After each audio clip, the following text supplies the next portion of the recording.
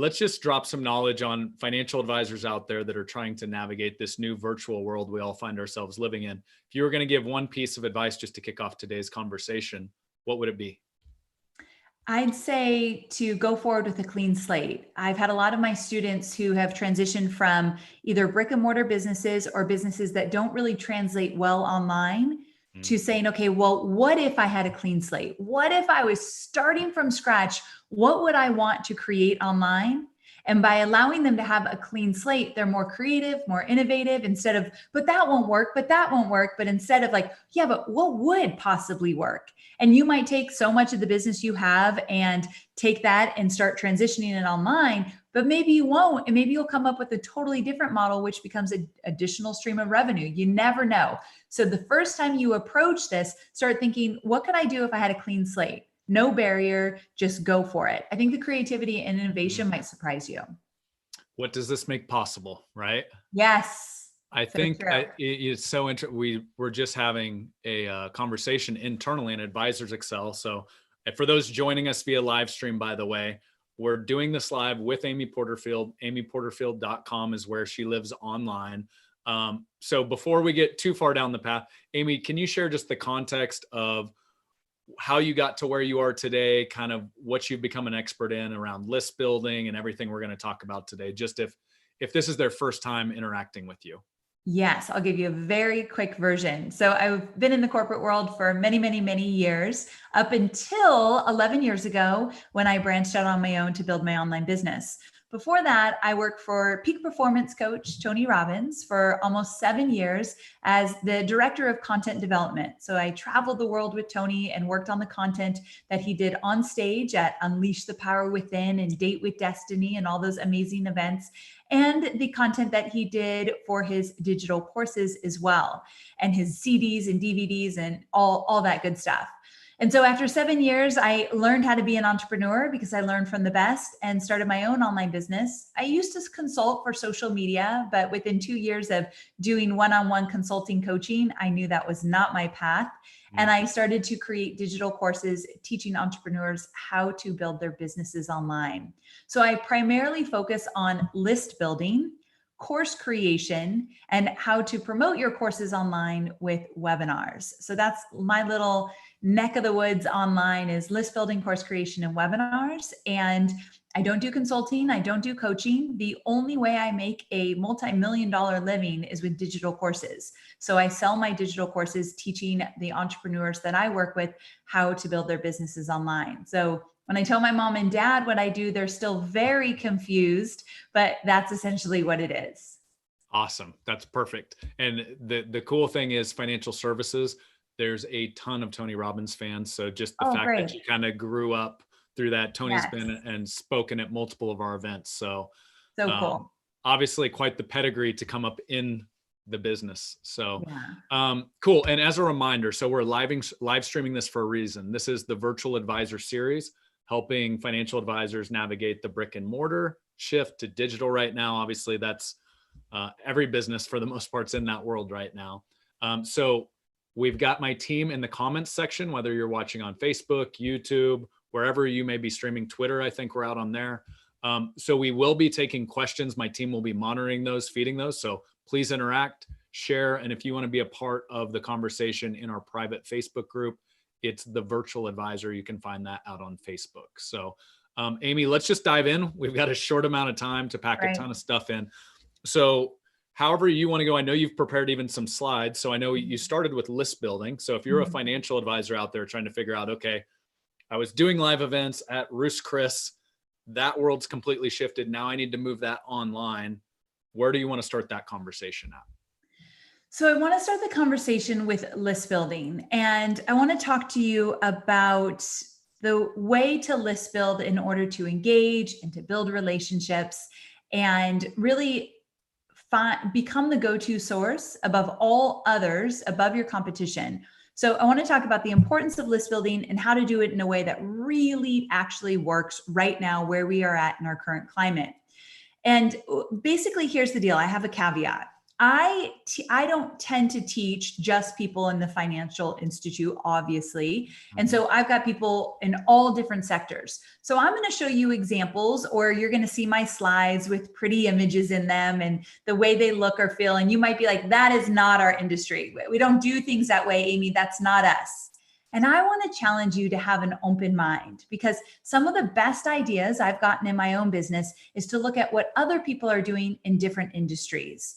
And so I just want you to be open-minded. And sure, the way I show my slides, they might look different than the way you guys do your websites or your lead magnets or anything like that. Or even some examples I'll give you, you're like, I don't see that working. Yeah, but what if it was possible? What if it might work? My goal for you at the end of this mini training is you walk away with one solid idea that you implement and start seeing either more leads or more revenue. So that's my goal for you. But you have to be open-minded, because I'm going to teach you a few things that you're not doing right now. And you're going to say, no, that doesn't work for us. Show me that you're at least open-minded, because I can show you how to make some money with some new strategies. So now that I've got everyone to be open-minded and promise me they could do so, I would like to just go for it if you're cool with that. Yeah, dive in, please. All right. So first, I'm going to show my slides. So give me a quick second, because with that, we had this new way of, I've got to make sure this is out of the way. No problem. Take your time. How did I do that before? Let's see here. We've got our first question in too, if you're a good multitasker. Okay, let's go with it. So Eric asks, and this is a broad question. So what's a reasonable budget to spend on Facebook ads on a monthly basis for list building, webinars, etc.? And I know it depends on if you're an advisor or a Fortune 500 company, but what would your thought be there? So a lot of the times we tell our students that if you could spend a few $100s a month just on list building, you could see some great leads. And right now, more than ever, I can't even believe how cheap leads are. Like, I've been running Facebook ads for 11 years now, and I've been seeing the biggest return on my investment with ads right now during COVID. Wow. So if you could spend a few $100s or more per month, you can definitely start list building with something like that. So now is the time to get into it. Is it just because all of these companies have pulled out and stopped their digital spend because of the uncertainty? Yes, exactly why. Yeah. So less people are advertising, which means there's more opportunity for us that are willing to take a risk and experiment. And believe me, it's not a risk. It's literally the best time you could be doing this. Awesome. Yeah, great question. Okay, I'm going to show my slides, but remember we had that little box issue. I don't know if it's still an issue. You'll have to tell me. So here we go. You think it's okay? Good. Yeah, you're okay. Good.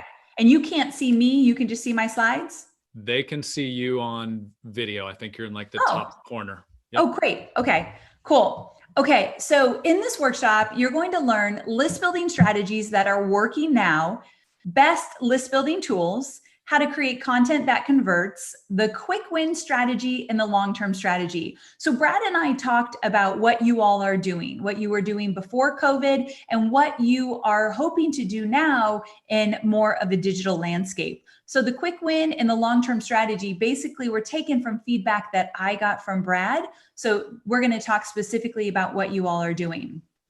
So I wanted to share a concept with you that I teach all of my list building students, no matter what industry you're in. And that is this idea of uncovering the invisible bridge. So in order to create a highly converting lead magnet, you've got to dissect your ideal customer's journey and uncover the invisible bridge they must cross to get from where they are now to where they need to be in order for them to feel ready to do business with you. This is an aha for many, many people if you take a moment to really understand this. What I'm saying is that when you're list building, when you're creating lead magnets, which you all know are just a free PDF, a free video, a free audio that's full of value, when you're creating lead magnets in order to get people to join your email list, your goal is to get them to start crossing the invisible bridge, which is basically where they are now. And the bridge is where you want them to go. So when they get over here, they're ready to do business with you. There's a whole heck of a lot, especially in your industry, of mindset shifts they need to make and also understandings they need to have. So they need to get the concepts and the opportunities waiting for them in order for them to cross that bridge and say, yes, I want to do business with you. The way you create an irresistible lead magnet is you have them start crossing the invisible bridge with the content you create. So my question, I call this the golden question. So the invisible bridge is what they cross. The golden question is the question you want to ask yourself. And that is, what must your ICA know, understand, or believe in order to be in the perfect position to do business with you? Somebody has to believe something. They have to understand something. They have to be in a place that they are ready to do business with you. What are all the things that you need to help them understand before they're ready? That's your free weekly content. That's your lead magnet. That's how you decide what to give them. So in order to figure that out, you have to continue to stay connected, keep listening, and pay attention. They will tell you what they're struggling with, where they're at right now, why they're not moving forward with a financial planner. They will tell you all of that if you get quiet and listen in the comments of social media on LinkedIn, Facebook, Instagram. They will tell you, but you've got to slow down and listen. So with that, this idea of creating a lead magnet that grows your list, I want to talk about the importance of having a list. Growing your email list means you no longer have to struggle to make your online business work or offline business, but instead, everything you create now has the ability to generate revenue in your business. So I tell my students all the time, if you would just slow down and focus on growing an email list, when you need customers, they will be in that email list. No more having to worry about where the next customer is coming from. You develop a strong email list that you email once a week. Your audience will be in that list. Your potential customers will be in that list. You don't have to search for them anywhere else. I know this to be true 100%, but you've got to nurture that email list. We'll talk about that. So the first thing is you've got to create consistent content. So nothing helps grow your email list like delivering content consistently. Each week, your goal is to create a blog post or a podcast episode or a video every single week, rain or shine. If you take a page out of the success book of online marketers and you look back at me and many of my peers that have been in it for a long time and have had huge success, we have been either blogging or podcasting or doing a video every single week, rain or shine. Mine is a podcast called the Online Marketing Made Easy podcast, but others are video shows or written blogs. But every week you are showing up for them. Now, hey, it's this Amy, can I chime in there? Yeah. What advice would you give financial advisors? Because one of the disconnects I see, I think all of them agree with everything you just said, but they're like, well, what should I do? Should I do a podcast? Should I do a blog? Should I do a video? And they kind of get caught in this, they're frozen because they can't figure out which direction they want to go. Do you have any tips if an advisor is trying to figure that out? I do. What I'd say is the number one thing is find out where your audience is spending the most time. And this is way easier than you think. So if you talk to a few of your clients and if you ever ask them, hey, do you listen to podcasts? And they'll probably say yes. Which ones do you like? And they'll tell you so. Or, hey, do you read blogs? Which are your favorite blogs? They might not, but if they do say so, ask them which ones they read. What we're seeing is most people are gravitating toward podcast or video. I tend to not recommend blog posts to my students. I think the more powerful platforms are podcasts because on iTunes, you can put it on Apple Podcasts is now what they're called. And Apple Podcasts will send you out to people that would normally not ever have access to you. And so that is huge. Same with YouTube. Put your videos on YouTube, start getting consistent, start learning how to really find that traffic. Now you're getting into the news feeds of YouTube users that normally would never have seen you before. It's not working that well with blogs as it is with podcast and video. So if you're on the fence, I'd say concentrate on podcast or video and find out what your audience gravitates toward the most. Also, one more thing I tell my students is, what do you want to do? Because my students would read blogs. I do not want to write. I am the slowest writer ever. I love to talk and I love podcasting. I don't necessarily love being on video every week. So I wouldn't choose that either. You got to choose something you're actually going to show up and do. Because remember what I said, consistency is key here. You want to beat out your competition, do a blog post every week, because they're likely not going to do that. So you've got to do something you'll gravitate toward. Cool. So it's interesting, in our industry, there's a lot of traditional media. I feel like financial services pre-COVID-19 was lagging about a decade in technology. And a lot of that's, we have a lot of compliance. However, it's sped up for everyone, I think. And the comment I'll make a lot of times on radio, because we've got a lot of people still on traditional radio. Imagine if you had a radio show that was still driving leads for you 5 years later. What I found to be very true is podcasts, right? That's how they work. And I know, I'm sure you've seen the same thing in some of your older episodes. Any other thoughts along those lines? Yes. The most traffic we get every week, we chart every single number under the sun with my podcast. And the strongest number we have right now is back catalog. The episodes that's been listened to the most are like my first 10, because people are constantly going back and going back. Like, hey, I like this. What else you got? So yes, that's exactly how we view it. Awesome. Okay. I'll let you keep going. Okay. Yeah. Jump in anytime.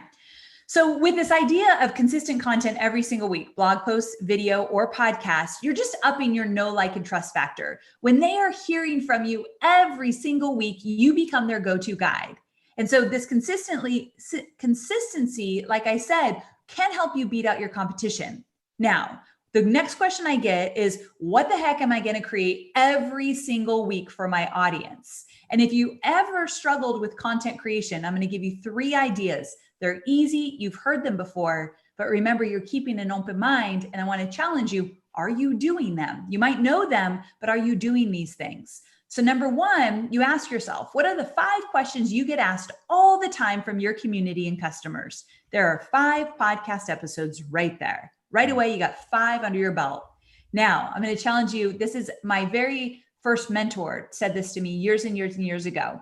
She said, okay, then what are the 5 questions they're not asking, but they should be asking? They don't even know to ask these questions. There's your next 5 podcast episodes or videos or blog posts. You've got 10 ideas right now. You know the questions people ask you. Do an independent podcast episode about all of those. One of the questions I get asked the most from my students is, how much do I know to give away for free versus what to put in my course for paid? I have a podcast that I probably send somebody to that's years old. I send someone every day to this podcast. How do you know the difference between free content and paid content? I get the question all the time. Now I'm just sending traffic back to my podcast. Number 2. Are you going to leave us hanging, or are you going to maybe let us know what that is? Well, for those of you who have ever thought about creating courses, because I get the question from my course creators, the free content is the what, the paid content is the how. So what's the opportunity? What's it about? Help me understand that. The paid stuff is exactly the roadmap of how you get there. That's what it typically looks like from free to paid when you want to create a digital course. Awesome. Yeah. Number 2, think in terms of secrets, myths, tips, steps, and lessons. I think in the financial arena, there's a lot of myths. There's a lot of misinformation. You could debunk all of that through your free content. And number 3, acknowledge their pain and desires. Your weekly content should speak directly to the challenges and struggles or desires of your audience. What do they want? What do they not want? When their head hits the pillow at nighttime, what are they worried about? What are they thinking about? What do they not want to talk about? These are all the things that you can put in your free content. And a lot of the times when you're in your arena, your market is not getting that personal in the content that they're creating every week, this is where you can be different. I think this is a time to be different, to be more personal, to be more intimate. Answering some of these questions and exploring some of these ways to create content will help you make a deeper connection. You're not just educating, but instead you're saying, I get you. I understand what you're thinking. It's almost like you could create a blog post like, I know what you're thinking. And then you just kind of put it out there. They don't just want to be educated. They want to know that you get them. The free content will allow you to do that. All right, let's lead in to lead magnets. Now, I took this off someone's website. I'm not saying who, and we're not naming any names, but I want to talk about this. I've seen a lot of financial related websites with something almost identical to this. So again, we're switching gears now. It's one thing, you've got to create weekly content. That's just the know, like, and trust factor, finding your audience, bringing them in. But now we need to get them on your email list. So the way you get them on your email list is with a lead magnet. This is not powerful. So meet with us, request a complimentary consultation, and learn how we can help is not enough. So I want to challenge you to change your lead magnet. Now, if it's a consultation, you change the language. You speak to them how they would speak to themselves. You address their worries, their concerns, their desires in the copy. I think if there's one thing that all of us business owners could be better at is writing copy, which in my opinion, or the way I explain it to my students, is speaking the language of your customer. That's one thing that I don't see done enough in the financial market. And that is, instead of the jargon, instead of the financial words that most of us cannot understand, you just talk to us as though you were talking to a really good friend over a glass of wine. That's how I want to be talked to when I'm worried, when I'm frustrated, when I'm confused. That's what I need. And I am definitely your target market. So to speak to all of you, my husband and I have a financial planner. My husband and I talk about our retirement all the time. We're saving, we're diversifying, we're doing it all. So I'm confused when I go to most of the websites. However, but if someone spoke to me like the way I talk to myself about it, I'm sold. So let's talk about that. This is not in your arena, but this is one of my students, and his name is Braden. He's a lawyer. And he's got these 2 freebies on his website. Number 1, 5 layers of legal protection for your biz. And the second one is Worry No More Money Roadmap. So he's got these 2 downloads, front and center website. First way to get into his world. 1, he uses visuals. 2, notice that he says, worry no more. He knows they're worried. They know they're worried. So he's right away addressing it head on. In addition to that, the legal protection, they want to be safe. They want to be protected. And so he's not using a lot of marketing copy here, but he's hitting them right where they are right now. He'll take them down a road to eventually sell them into one of his courses to make sure their business is all on the up and up with legal. But this is their first introduction to him. The second, yeah. Another question. I'm just going to throw them at you, Amy. Sorry. Okay. So James asked, should a lead magnet be embedded on your website or on a separate, like another separate landing page or other website? So I love both if you have the bandwidth. The first thing is you want to get it on your website, but it's not like Field of Dreams, build it and they will come. It doesn't work like that. You want it on your website front and center so that when people come to your website, this is the first thing you see. I love it also as a standalone page, and I'm going to give you a tool in a moment that you could do this, a page outside of your website. And the reason I love that is that way it's the only thing they see is the lead magnet. They don't see all the other stuff your website is offering, which is a distraction to get the lead. They just see what you're seeing here on a standalone web page.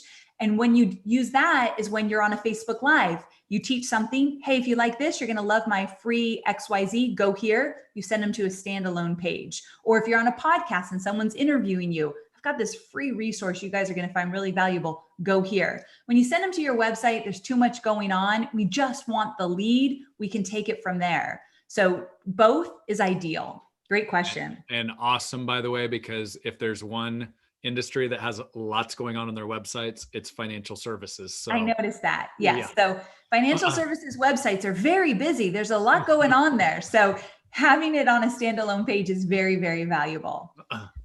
Okay. So this is where the open-mindedness comes in, everybody. This is not going to be your look and feel. You're like, what are you doing, Amy? But just stay with me here. So this is another one of my students, Jamie, and she is an accountant. And she decided to start an online business to help entrepreneurs with their finances in their business. It's called a Balanced CFO. And so right away, you go to her website. It's colorful. It's different. It's not busy. And as you can see, front and center, free download 7 finance pitfalls to avoid for solopreneurs. This is more of the mistakes, the myths, the secrets kind of thing for a lead magnet. Now, when I clicked on it, I got this. So it went to a page that this is all I saw. And so I'm not distracted. Now, you guys would never use this language, but I do challenge you to use language genuinely that someone like me would say when I talk to my husband about being worried about my retirement. But she says, in this free guide, I share with you the most important no-nos to your business finances and give you tips to avoid and overcome them. She looks inviting. She's someone I want to work with. She's a person versus a logo. These things matter. And as you get into the digital landscape, now more than ever, your face matters. And the fact that you are showing up saying, I get you, I'm human, you're human, let's talk. It's a whole different ballgame right now. And so I'd like to see more humanity on the websites and in your lead magnet. So I just wanted to show you this example. One more, Rachel Cruz. I always use this example because it's easy. This is an idea for a lead magnet that all of you could create. So she's got the 14-day money finder. You would not use a lead magnet like this. I get that. Don't think about the content topic. Think about the strategy here. It's a 14-day email series. Every day for 14 days, she emails them with a quick tip to save money. Now she's in their inbox 14 times, so they get into the habit of opening up her emails. Will they open up everyone? Probably not, but they're getting into that habit. And that does truly make a difference. And so you can do a PDF, you can do a quick video, you can do an audio, you can do an email lead magnet. There's so many different things that you can do, but I want you to back up a little bit and ask yourself, does my lead magnet, is it enticing? Is it irresistible? And does it meet them where they're at? Meaning, is it all about something that they know nothing about? Or is it about something they're worried about and they're thinking about it when they go to bed at night and they'd love some answers around this thing, X, Y, and Z, whatever it is. So something awesome to think about. I'm going to throw another question at you. And I know we're trying to cram a lot into a little. So if you need to just go, you let me know. Oh, keep going. So Dave from Washington asks, do you have any tools or resources to get a landing page website up and running quickly? I have the best resource for you. Okay, so hold on a second. It's my next slide. So okay. What content would be so valuable that your ideal customer would say, I can't believe this is free? That's your lead magnet. That's what you want them to say. When they get into the lead magnet, the next thing they're going to say is, what else you got? And the next thing you have is possibly a call with them, a meeting, or whatever it is else you want to offer them. So that's why the lead magnet is so valuable. Actually, this is not that important. I'm going to go right here. List building tools. So I'm giving you affiliate links because I have special deals that you guys can get discounts you can't get anywhere else. So email service provider, my favorite is ConvertKit. And ConvertKit is great for if you're just starting out or as you grow. So you don't have to change it once you get bigger. Opt-in pages, I've used them since the first day I started this business, is lead pages. So amyporterfield.com/lead pages, you can just do a standalone opt-in page. They're so good because they're optimized, meaning that they'll give you a template, you plug in some content, they know where to put the button, where to put the name field and the email field that actually people's eyes will go to and it will convert. One of the best tools I know for easy opt-in pages. So for us, just regular financial folks that don't live in the digital world, is what you're saying there is they've done so many campaigns for so long. They're like, this format, this template of this page, putting the button here is going to convert at a higher rate than this other one. Exactly. Yep. Cool. They know what converts based on the hundreds of thousands of opt-in pages that they've analyzed. And it's great analytics too. Like I'm not a big techie kind of girl, and I don't run tons of metrics on other things other than probably my podcast. However, I like to know how many people come to my page versus how many people sign up. And simple metrics are really easy to find on lead pages. And if anybody's wondering, if you have a really good lead magnet, you're probably converting at 60%. So 60% of the traffic you send to that opt-in page should be opting in. Now, one caveat, if it's really cold traffic, you might see around 25 to 30%. But if it's warm traffic, if you've warmed them up a little, it should at least be 60. Now, what I do every day is run Facebook ads to a lead magnet. And I do the strategy I'm teaching you here every single day. So yeah, these are the two best tools I can recommend. All right. Do we have any more questions about list building? I am going to go through the next two a little bit faster, but anything else about list building? Just one quick question. Would you say those are significantly better than MailChimp? Okay, great question. So I never say anything bad about MailChimp. I know a lot of people that just start out with MailChimp, and I have a good girlfriend who has $1 million business and up until a few months ago was still on MailChimp. So definitely MailChimp works.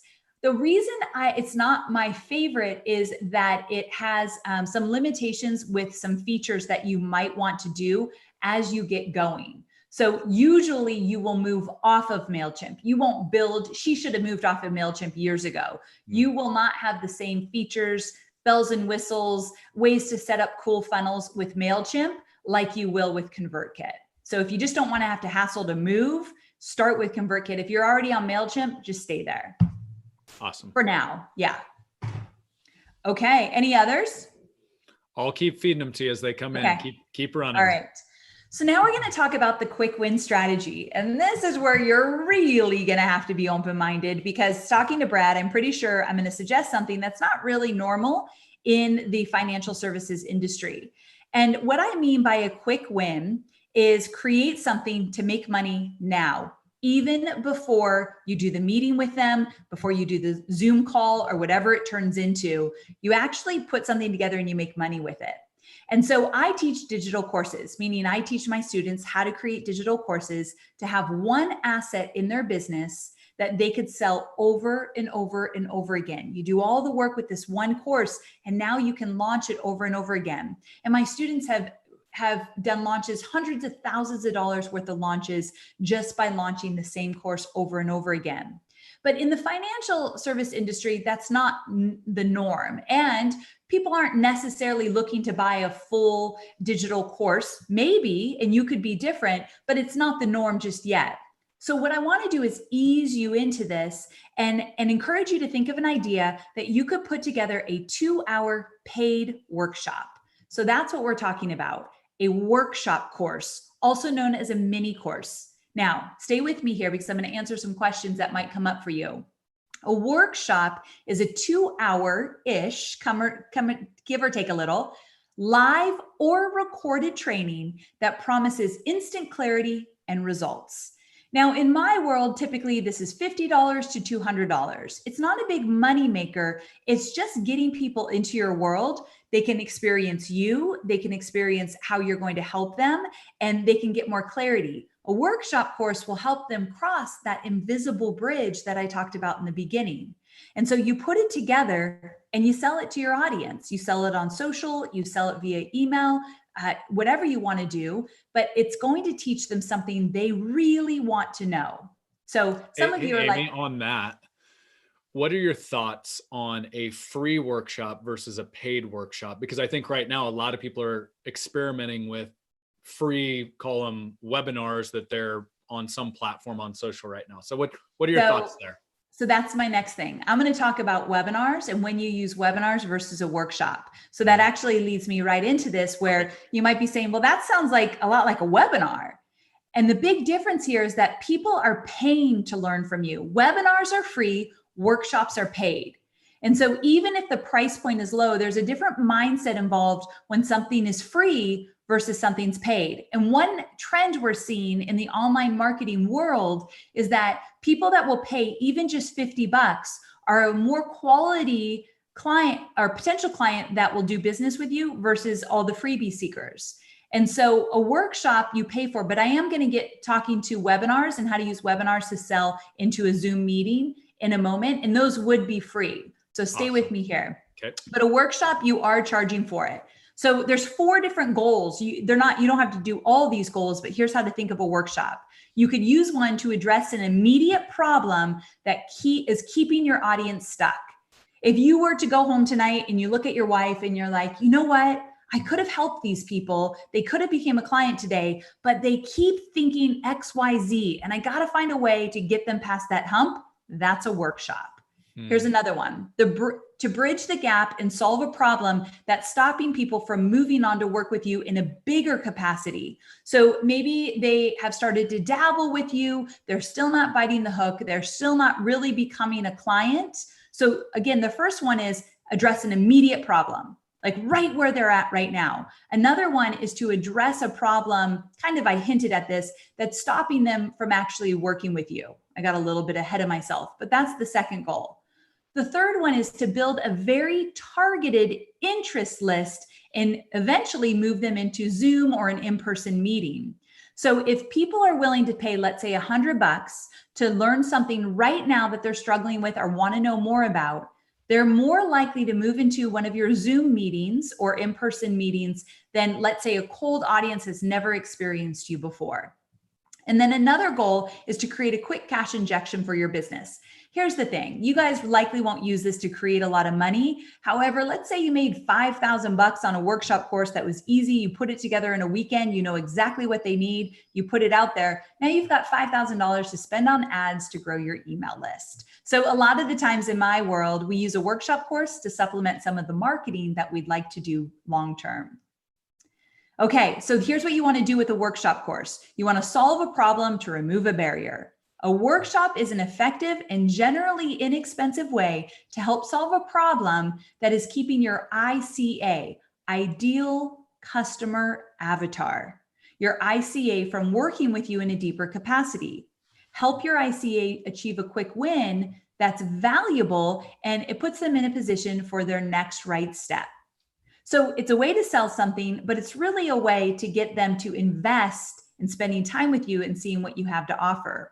Your topic could be based on some basic or beginner knowledge that your ideal customer would need in order to be ready and in the perfect position to do business with you long-term. It's all about the invisible bridge. What do they need to know, understand, or be aware of before they're ever ready to do business with you? Educate them while inspiring them on a workshop course, and you can get them there. All right. So the way you do this, and I'm going to run through this quickly, but you can always watch the replay. You want to choose a topic and a title for your workshop course and some workshop logistics. Logistics are you going to do it on Zoom? Perfect. That's easy. Anyone who buys it, you send them the Zoom link, do it live. You don't have to prepare a bunch of things either. You can keep this simple. Price point, and what are your revenue goals for this? Just keep it simple. And then you could do, if you want, a mini sales page. I've got another great resource for you. It's called Samcart. So amyporterfield.com/Samcart. I know I have a free trial there, so I'm going to give you my affiliate link, amyporterfield.com/Samcart. And Samcart, SAMCART. Yes. And okay. I love this tool. So here's what it is. It's a bunch of templates for sales pages, but you're looking for the one that's just a one-stop shop. At the very top, you can talk about your free workshop. At the bottom, it's an order form where you can take money. And this order form makes it really easy for you to set it up to take money online. So it's a quick little mini sales page, nothing elaborate. Right below, it's the order form. It converts like gangbusters. We used it in my business. Tons of my students use it. Use that for a quick little sales page for your workshop course to tell people what they're buying. They need to know, like, what are you going to teach them? What's in it for them? And then the order form. So that's my favorite way to do it. And when they sign up, you're going to send them a confirmation email. Hey, you're signed up for the workshop. Here's your link. Here's the date I'm going to go live. I'll see you there. Keep this simple. Delivering it on Zoom like I'm delivering this now is exactly what you can do. So can we hit that real quick? Because I see the paralysis, the opposite of keeping things simple. Yeah. Is, do I use Zoom? Do I use EverWebinar? Do I use Webinar Jam? And this, I'm sure 50 other different, call it webinar or digital formats to have a conversation like this, to do a slide share like this. Yeah. Thoughts? Is it just go with the one you're comfortable with, or are there certain best softwares to do certain things for? For a workshop course, I love the idea of just doing Zoom, especially with financial services being a sensitive topic. You guys have a lot of rules and regulations. Zoom is now, the world we're living in is not a barrier anymore. So people will be more willing to jump on Zoom than if you try any kind of other software they're not familiar with. They know Zoom. So go with what's going to be the easiest for your user. And I'm guessing Zoom is it right now. So yeah, I say this is the best way to go. I'm showing my slides. I'm showing my face. What else do you need? Yeah. I mean, the crazy thing is, back to what does this make possible? 2-3 months ago, the average 65-year-old had no clue what Zoom was. Now everyone knows. Amen. My father is 69 and he sent me an email the other day saying, I'm getting on my first webinar about real estate. And I'm like, oh my goodness, I've been doing webinars for 11 years, Dad. But yeah, like people are willing to try new things. So my mom does her Weight Watchers meetings every week on Zoom. My mom would never have used Zoom. It is just a normal thing right now. So yes, people are more open to it. Please tell me you gave your dad a hard time about not ever making any of your webinars. Yes, very much so. Like, hello, Father, what do you think I do every day? Now, here's how you would promote your workshop course. You could keep it simple. If you have an email list, send them an invite telling them what you're doing. And you send a link to the order form that has a little bit about what the workshop course is. You can post it on social media, LinkedIn posts, Facebook Live, Facebook ads. I love it all. I started to use LinkedIn more. I think it's a great place for your audience as well. LinkedIn articles are fantastic. You can write an article about something and then say, if you want to know more about this, I'm doing a workshop, and you link to the workshop. And so they can go buy it from there as well. So there are so many different ways you can get this out there. All right. So with the content, get crystal clear on the results that you're promising them in this 2-hour training. Don't overwhelm them with too much content. Please keep it simple. 20 to 30 minutes, you could do Q&A. So maybe you even teach for an hour, hour and a half, then you do a Q&A. It doesn't even need to be a full 2 hours. People just want the results. So if you can do it in shorter time, they will appreciate that.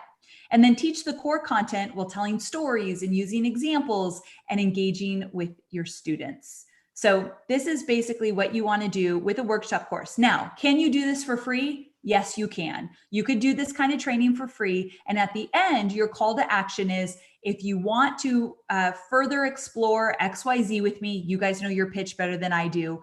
I want to invite you to get on a call with me. Here's what we're going to do. Here's what you'll get from the call. Let's do it. So yes, you can, but let me tell you the difference between a workshop and a webinar. So yes, you could do a free workshop, but I'd rather you charge for it. And still the call to action could be to get on a meeting with you. Or the call to action is not get on a meeting with you, but instead, because they paid for it, you're going to use some email marketing and strengthen the relationship more, and then invite them on a meeting with you. So you don't have to sell anything on your workshop. It could just be a way to get people into your world. So I want to be clear with that. It's also a great list builder. However, with a webinar, the long game strategy, you are selling on a webinar. So let's talk about that. What is a webinar? So a webinar is a free 1-hour training, usually an hour, live or recorded. I'd prefer it live, that promises to give clarity and a new understanding while also acts as a vehicle to sell. When I say sell to all of you, I do also mean filling up a meeting. And so you are making a call to action for the next phase. For me, it would be on a webinar, free webinar, 45 minutes I teach, and then I sell a digital course. For you, 45 minutes teach, then you invite them onto a meeting, which right now is a virtual call. So on Zoom. So that is what a webinar is. You 100% are selling whatever that means to you. So that's why it's a little bit different. Now, I'm going to give you some golden rules here, and then we can wrap up for final questions. Brad, I know I'm over. I'm okay if you're okay. No, I'm good. You keep rolling. Good. I'm keeping the clock so I don't run you into your next interview. So okay, but I want to make a few more questions, time for a few more questions. But I'm going to run through some golden rules really quick of a webinar, but I want to be clear what a webinar really is. A webinar is you are giving them the opportunity. Wouldn't it be amazing if you could do this, if you could do that? Let me walk you through what this looks like. You're teaching for sure, but you're also inspiring them and showing them what is possible. So there's teaching, but also what is possible. You're telling stories, maybe success stories, but that's what you do on a webinar. It's not like a workshop. I'm going to show you step by step how to do something. A webinar is more, let me give you the big picture understanding of why this is important. Let me tell you some stories. Let me give you a little how to, but also you're connecting with them in a way to say, if you want to know more about this, if you want to do more with this, meet me on a Zoom call. And so it's a different flow and it's a different energy than a workshop. A workshop is way heavier teach, because they paid, let's say $100 for you to teach them. A free webinar, it's a little less heavy on the teaching and more on, let me make sure you understand this main concept or the opportunity that I can give you. So they're still teaching, but it's a different vibe. It's hard to explain unless you saw the two different aspects, but that's basically what it is.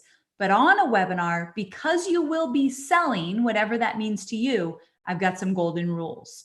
So I want you to use slides and audio. You can do it just like I'm doing here. One of the first rules is you never use a script on a live webinar. Never, ever. And the live, there's a higher perceived value with live. So I'd love to see you do your webinars live. Never use a script. Can you hit that real quick? Because right now that's a massive question, because everybody's basically went from an in-person live event, physical location, to webinar. And there's this context of, oh, I can just record it and put it on repeat and make money when I'm not there versus the live. So can you hit that a little bit? Yeah. So here's the deal. People still want to know you're there with them. I have a recorded, we call it evergreen webinar that I run every day in the back end of my business. That's just one of my offers. I do a live launch every year. That recorded webinar, the number one question in the chat, I'm not there, remember it's recorded, is this live? Is this live? Is this live? People find live so much more valuable. If you spend the time being there with them and even answering their questions at the end, they are more likely to sign up for a call with or a meeting with you. Imagine at the end, if they could ask you 2 or 3 questions and they're like, all right, I'm in, let's do this. Show up live for your webinars. It makes a huge difference. You could do a few a month and it could make a huge difference in your business. Awesome. So with that, because you're live, you don't want to be reading the script. Okay. Number 2, you got to bring the energy. So with a webinar or with a workshop as well, you have to be more dynamic. You have to stand up. I know this sounds silly, but it's true. Either stand up when you deliver it or sit up. And I've got this weird thing that when I do webinars, I always smile when I talk, even if they can't see me, because it brings the energy. You have to have more energy on a webinar than you ever would in person with somebody. You got to punch up that energy for sure, or you'll lose them instantly. Is the Tony Robbins trampoline just off to the side? Yeah. Before you go so on? I'll jump on the trampoline and then I go for it. Number 3 is less is more. If you teach too much in your webinar, you will overwhelm your audience. Here's the secret. This is different than a workshop. Webinar. Think valuable, but incomplete. Because at the end, you'll say, if you really find this valuable and you want to go on this journey with me more, however you word it, I've got this opportunity. If you give them everything in the kitchen sink in this webinar, they will say, I got enough. I've got a lot to think about. Thanks anyway. So that's why workshops aren't as valuable to sell on as webinars are. Workshops are a good list builder, a little bit of a money maker, and get people into your world for the first time. A webinar sells more. There's a different technique with it. And with that, golden rule number 4, death by bullets. When you're teaching inside of your course, you can use bullets. Like if a workshop course, you can use bullet points. On a webinar, it's a completely different flow and energy. Let me show you what I mean. First of all, for an hour webinar, if you use slides, I want 80 plus slides. I want you going through the slides like this, meaning there's not a lot on those slides. So don't do a slide like this where it builds death by bullets. You stay on one slide too long on a webinar, you've lost their attention. If they paid for it like a workshop, you've got their attention more. This is free. You're in an audition right now. Don't have a slide like this. Instead, I took these 3. Here's 1 slide. You don't have to read this. 2 slides, 3 slides. Way more engaging. Break up that content. That's how you get to 80. Golden rule number 5, images tell stories. Even in the financial services industry, you can use personal images. You're going to be different. This is where you got to be open-minded. So let me show you one of my pictures. Oh my goodness. I don't know what the haircut was. I don't know why there was a bed behind me and I look so young. It kind of kills me that I'm in my 40s now. But this was my first year in the industry. And I use this picture to talk to my students about, look, you all start somewhere. I don't know what hotel I was in. I don't know why I'm taking video with a bed behind me, but you do what you got to do in the beginning. If I told them that, it's one thing. If I show them that I did it too, it's a whole other thing. Also, I spend very few minutes talking about myself in a webinar. Other people spend 20 minutes. Do not do that. But when I tell them about me and why I do what I do, I'll say something as simple and quickly as this. I live in Carlsbad, California, with my hunky husband, Hobie, who is a San Diego firefighter. We have a 17-year-old son and a dog named Scout. And once upon a time, I used to be the content director for Tony Robbins. This is us in Fiji with Magnum PI of all things, doing the very last infomercial Tony ever shot. This is why I do what I do. Tony taught me how to be an entrepreneur. Then I'm out. Because if you spend too much time talking about your family and your why and why you love to do what you do, they don't care. They want to know what's in it for them.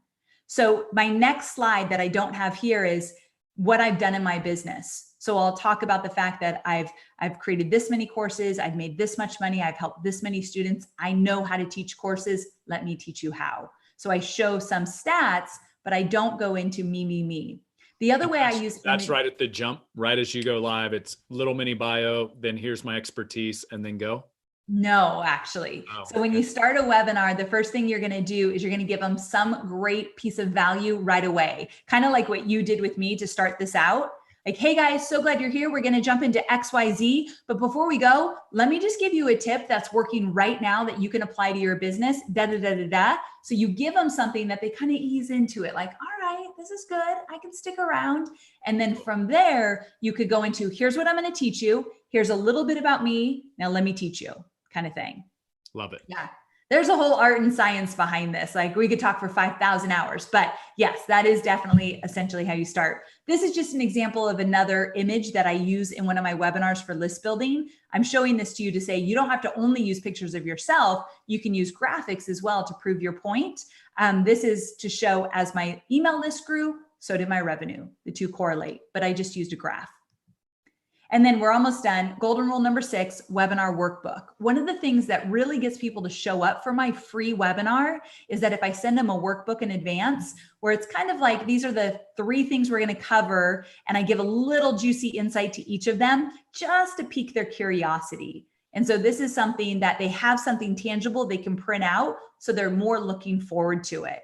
So essentially, it just looks like this. It has a cover. And then I show them like strategy number 1, and I give them a little area to take notes when we go live. Strategy number 2, I have a fill in the blank so that they can really follow along and pique their interest. So a workbook really does increase the show up rate of a live webinar. And what's a good show up rate? Because that's something our clients are struggling with. They're very used to what happens at a live event, which is typically 70, 80, 90% show up at a live physical event. What's a standard show up rate at a webinar? All right, so take a deep breath, everybody. A standard show up rate for a live webinar online is 25%. Now, mine are higher because I do things to get people on live, such as send them an email the day before, send them the email the morning of, send them an email 15 minutes before. I'm posting on social, I'm reminding them. So there's a lot of things you can do to get that 25% up. But if you don't do anything, that's what you're going to see. Whole different world. Now, remember, your numbers are bigger. There's more people going to show up for a webinar than in an in-person event. So you can make this work for you. It's a different ballgame though. Yeah. Finally, golden rule number 7, create an easy calendar link. So if you are going to, is the call to action, get on a Zoom call with you afterwards, just make it a really easy link, whatever you do. If it's hard to say, or if it's hard to type in, they won't do it. So amyporterfield.com/schedule or something like that. Just make it really, really easy. And then the bonus tip is you're going to love this, guys. If you don't want to be on video a lot, limit your direct to camera on video, meaning the whole webinar should not just be you. I love the idea of some slides, some you direct to camera like this. But if it's all a talking head, you the whole time, you're going to lose their interest. Slides actually keep the engagement up. Some slides, some you, but it doesn't have to be you, the talking head the whole time. I highly discourage it, to be quite frank. So you don't have to be on video the whole time. Amy, what are your thoughts? Because a lot of our clients, if they were actually live in front of people, they'd have like a flip chart Their Yes, diagram. I love that. A flip You chart is a think that's great good on idea. video, or should they be using like Zoom's whiteboard? What do you think's better? I really love the whiteboard and to write and to kind of get some movement in there if you guys are comfortable with it. If you can write on the Zoom and you're comfortable with that, that's cool as well. But I like props and getting some movement in there for sure. Cool. Well, as I noticed your first picture, I looked to my right and there's my bed in the background. So I but love hey, it. Well, but I just felt weird that it was a hotel bed. It felt like a little sleazy for some reason. Like, what is that? This is a different, you're at home. I was in a hotel. yeah, well, right now we're all in this situation because Right? my actual office is next to homeschooling station, so it's all good. Yeah. We Cool. do Well, what we can. I want to respect your time, and I don't want to run you right into your next interview. Thank you so Thank much. you. Thank There you was so so much. much gold shared there, and I hope so. I'm really cheering all you on. I know your worlds have been turned upside down around how you do business, and I have compassion for that.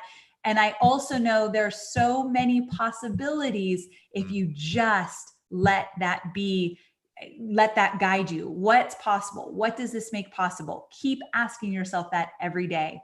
Thanks again for having me. I appreciate it. thank you, Take Amy. care. Till next Bye. time. We'll see you.